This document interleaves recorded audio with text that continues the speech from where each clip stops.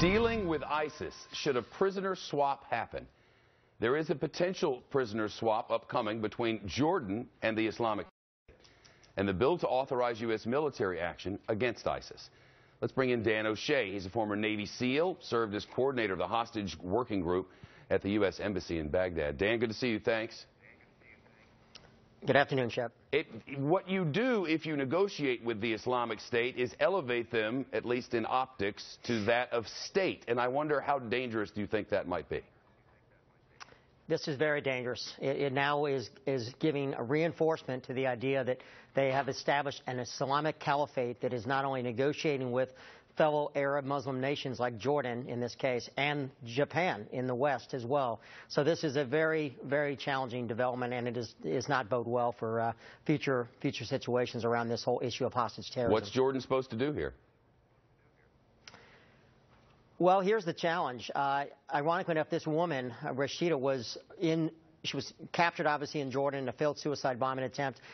When I was in Iraq on some of the major kidnapping cases of the day, Jill Carroll kidnapping case in particular, this woman was offered up in demand for exchange of hostages in some of the cases we were dealing with firsthand. So we stuck to the old policy of no concessions, but now we've made that change. I mean, we traded 5 senior-ranking Taliban commanders for Bergdahl, and now we've kind of set this precedent. So the U.S. has a hard time telling other countries to stick by our no concessions policy when we violated the policy that was in place for many years and was successful. And so I just see this as a challenging development and another slippery slide on the dangerous slope of when making acquiescence to the demands of terrorist groups like ISIS, ISIL, Al-Qaeda. You can expect more of this to follow. For balance, the White House would say it didn't do that, but I know where you're coming from. What do you make of this bill that's being introduced or talked about, at least on the Hill, to declare war against the Islamic State and to further ban U.S. troops from fighting in it on the ground? Well, it doesn't pass the smell test from a guy that's been over there in that environment, both Iraq and Afghanistan and elsewhere.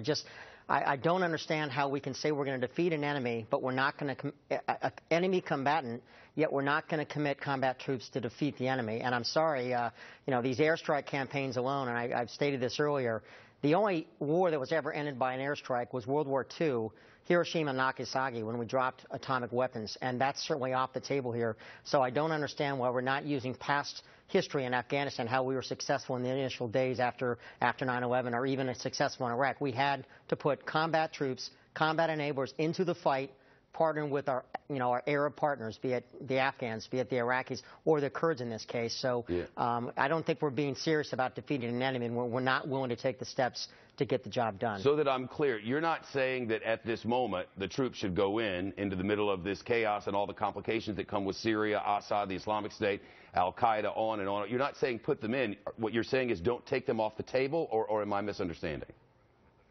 No. Well, of course, we shouldn't be taking any option off the table. I don't know why we're telegraphing every move to the enemy and taking options for us off the table that have proven successful in the past. So it just doesn't make sense on so many levels. But again, I'm not advising. I'm not in uniform anymore advising what we can and should not be doing. And these are just my opinions, but based on a lot of experience in that region and that part of the world. I hear you, Dan. Lots of experience. A former Navy SEAL and a hostage negotiator himself. Dan O'Shea, thank you. Nice to see you again.